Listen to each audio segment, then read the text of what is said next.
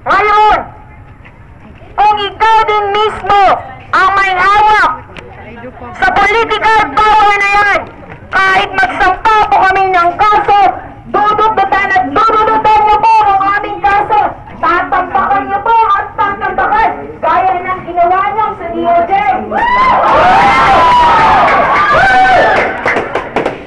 Kaya ang sagot po namin, extrajudicial process! Kaya sabi niyo po, bigyan niyo ako ng due process. Binigyan niyo po. Binigyan niyo po. Ma'am, process.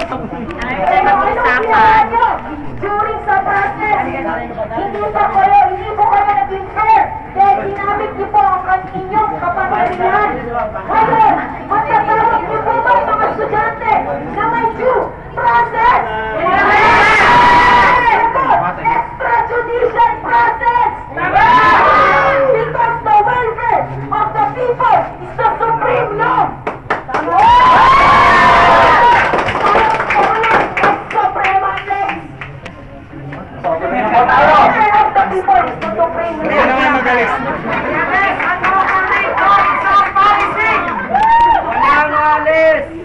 Dito lang tayo, bantayan ng suma. Kasi may mangyari sa kanyang masama. Wala makakadalas ka sa hospital. Butan mo yun. Diyak makawala. Bakit ganun tayo? Bye, ma'am! Maraming salamat! Butan ba yan?